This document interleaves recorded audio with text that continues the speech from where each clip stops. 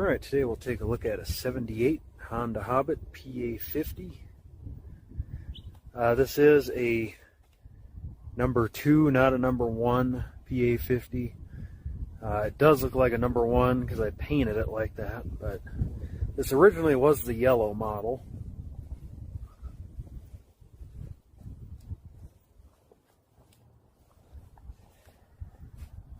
Yeah, this is, it's nothing special.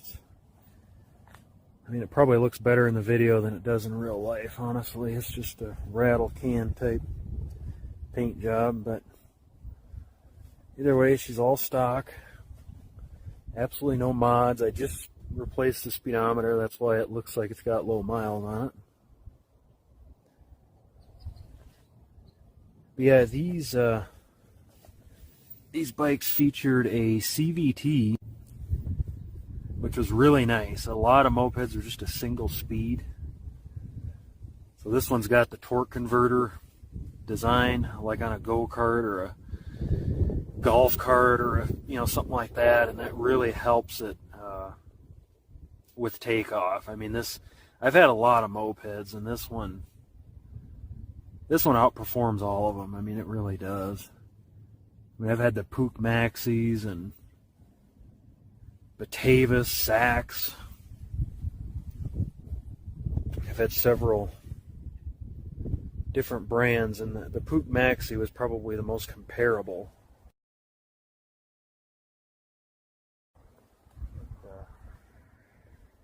Either way, we'll go ahead and fire it up here.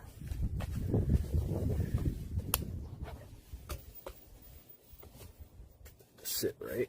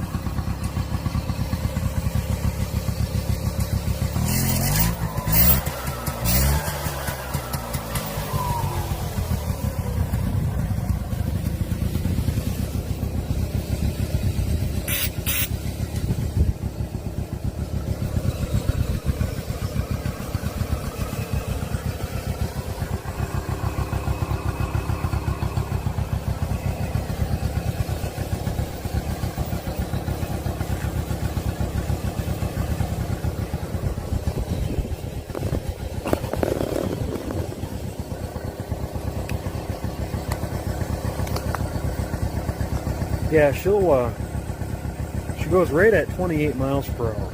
So we'll take it for a spin here.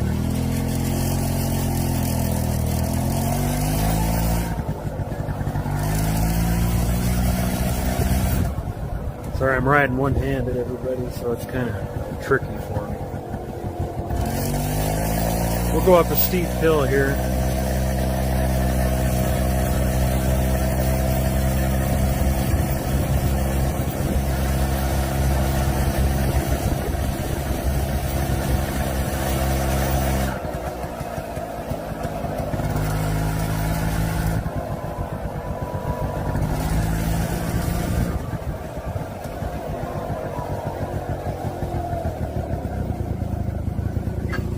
I forgot to mention my speedometer.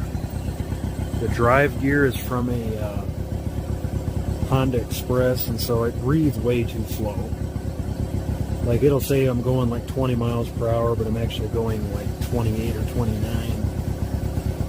So that's why it looks like I'm going slow, but it's just the drive gear is the incorrect one. So yeah, I think I'll set the camera down and do a drive-by.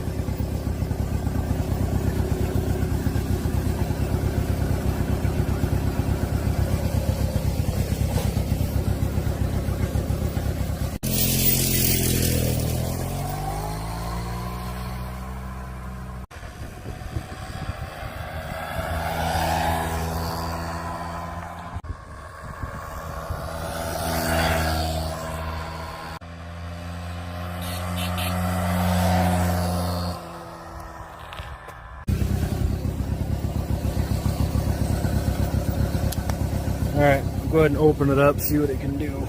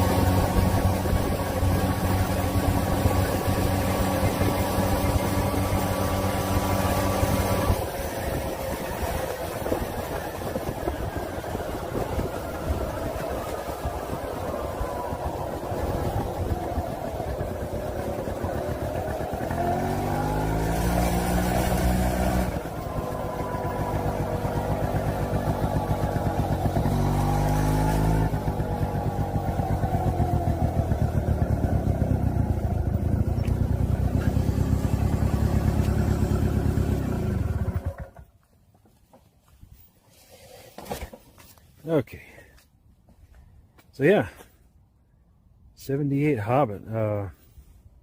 Yeah, I wish they would go about 35, because it's like, yeah, it kind of leaves you stuck in the bike lane all the time. Hard to ride on the road, but I don't want to soup it up. I just want to keep it stock. But either way, they're a blast. If you're thinking of getting one, of all the vintage mopeds, I think it's pretty hard to beat the Hobbit. Like I said, I've had a lot of them, and just the quality of these is pretty unbeatable. They just have really good brakes, really good wheel bearings, good electronics. Again, that CVT transmission. Just can't beat that. They also made a unit called an Express, a little bit smaller than these. And those are really good units as well.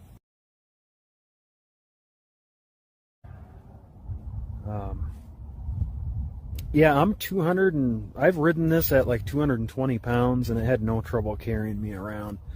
If you're exceeding like 230 pounds, actually I'd say about 240 on up, I would definitely get like a newer, like a Honda Ruckus. Just my recommendation, because I think this would just bottom out or just bog it down too much trying to ride it at that weight. You know, the newer scooters can handle a little bit more weight for sure. So yeah, not sure what I'm going to do with this. I've had it 6 years, been a great bike, but someday I might get me a Ruckus and part with this. I'm just not sure yet.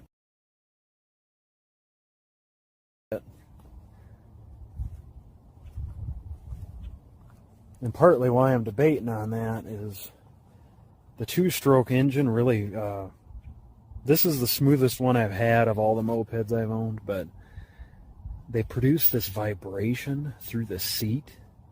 So if you take them on a long trip, they kind of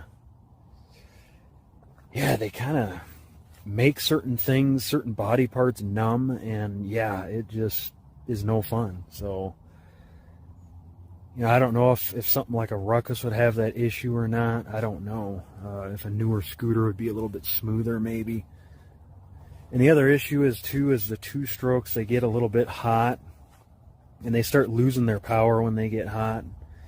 You know, if you've been riding it for like 30, 45 minutes, they start to kind of get a little bit sluggish because they're just air-cooled, old school, you know, so... But these are cool mopeds. I mean, getting harder to find, but if you find one, I'm telling you, buy it. Don't let it get away, because they're harder and harder to come by. So, and they're just a blast, and they hold their value. I mean, you really can't go wrong buying one of these things. So yeah, anyway, I think I've talked enough. Thanks for watching.